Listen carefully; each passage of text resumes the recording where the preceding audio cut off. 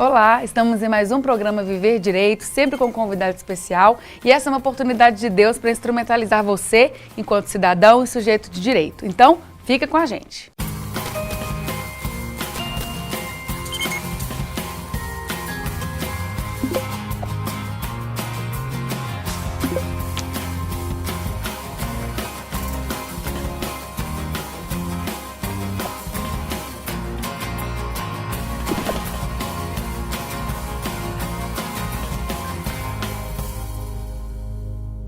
No programa Viver Direito de hoje, temos a presença da doutora Lorena Lage, que é advogada e muito envolvida com o meio de direito, tecnologia e inovação, e vai falar com a gente um pouquinho sobre esse tema. Muito obrigada. Obrigada a você, Grazi. É um prazer estar aqui. Que bom. Conta pra gente desse momento novo, assim, do direito, né? De viver essa questão das startups, da tecnologia e trazer isso para o mundo do direito. Como é que funciona tudo isso, essa casadinha?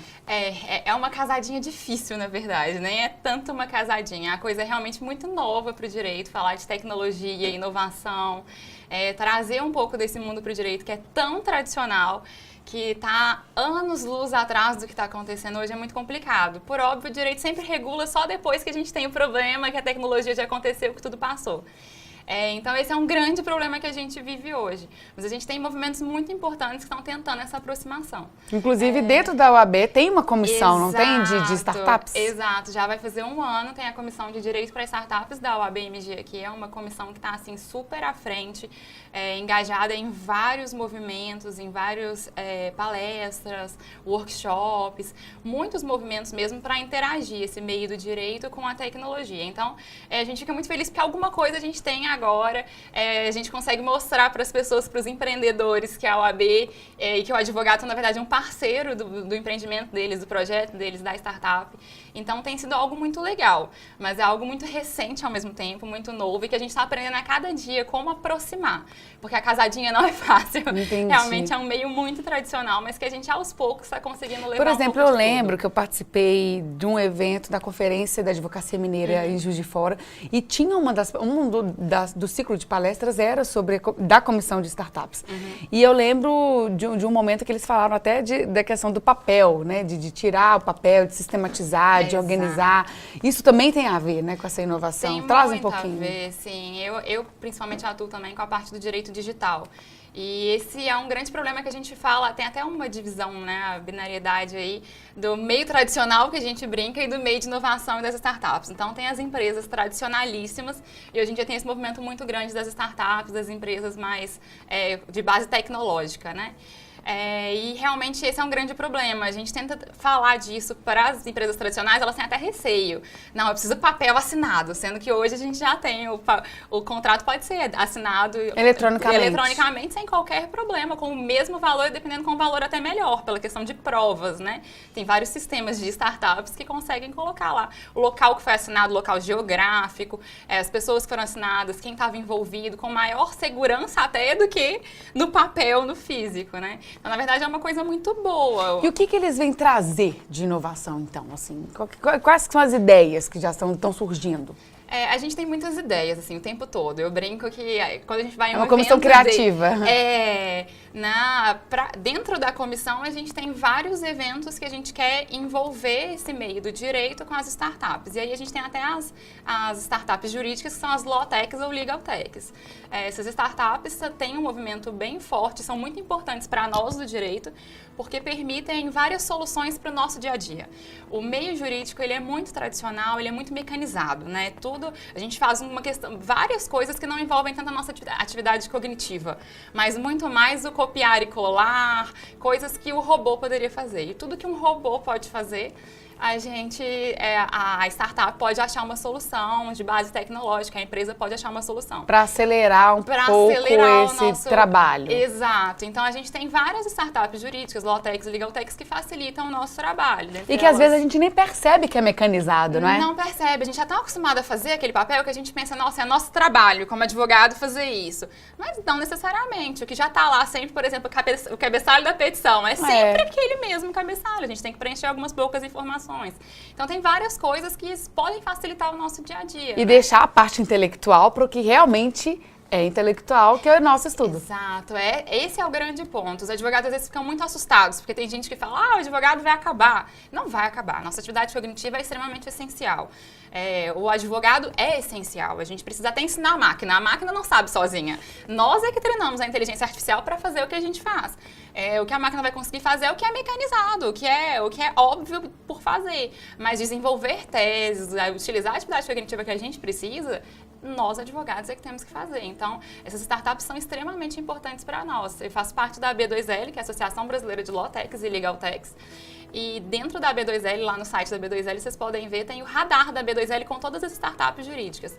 Eu consultei há pouco tempo, a AB2L tem cerca de 1 ano também. E já tem mais de 100 startups, mais de 100 soluções que auxiliam o papel do advogado. Então, a gente tem várias soluções. Então, são 100 voltadas para essa área jurídica? Só para a área jurídica. A gente já tem mais de 100 só para a área jurídica. Então, tem solução assim. Às vezes as pessoas pensam, não tem. Tem muita solução para muita coisa. E para além dessas 100 na área jurídica, tem cerca de quantas, mais ou menos, no geral, então? No geral, de startups, realmente não consigo te precisar. Então tem muito, eu tô falando assim, dentro da associação, já tem tantas envolvidas assim em 1 ano? Da AB2L, sim, das jurídicas, sim. E aí a gente tem a ABS, que é a Associação Brasileira de Startups, mas eu realmente não sei. E aí são startups no geral, todas as startups. Mas eu não sei precisar quantas a gente tem hoje. Mas ou seja, tem associações, além da B2L, tem a ABS, Associação Brasileira de Startups. É uma área que tem crescido muito. O que as pessoas podem entender como startup? Parece algo simples, mas é um conceito novo. É um conceito novo, basicamente é um modelo de negócios. Às vezes até o advogado se confunde, né? E muita palestra que eu dou, às vezes os administradores também perguntam, é uma outra empresa? Não, é uma empresa como qualquer outra, né? A parte societária dela, tudo é idêntico. A questão é que é uma empresa de base tecnológica. Então a gente tem alguns requisitos para considerar uma startup. Tem discussões sobre quais são especificamente os requisitos, mas assim, o que é normal, tranquilo e pacificado. A startup é uma empresa de base tecnológica, né, que ela vai trabalhar com coisas de inovação, então são coisas novas, não é algo que já existe, então ela vai trazer alguma solução nova para uma dor do mercado. O que é a dor do mercado?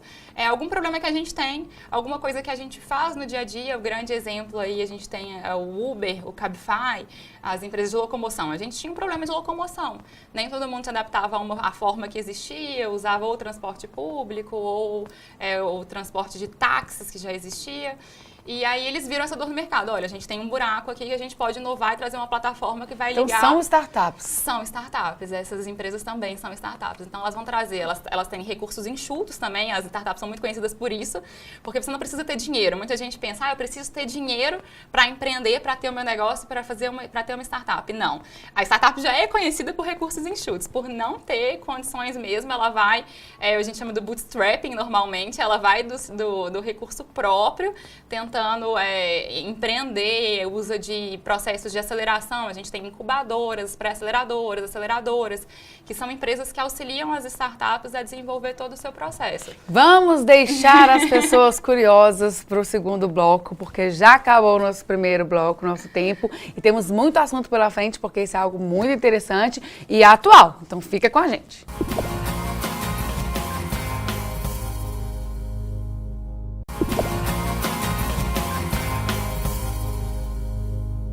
Estamos de volta com o programa Viver Direito, com a doutora Lorena Lage, falando sobre o direito, inovação, tecnologia, advogada nessa área.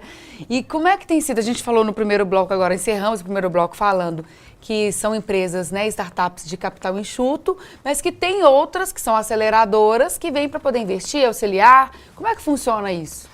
Esse meio é muito interessante porque até o próprio Estado já está querendo investir e auxiliar essas startups. Porque, por óbvio, elas movimentam capital, elas geram empregos, elas movimentam todo o Estado e auxiliam muito no desenvolvimento da economia do próprio local.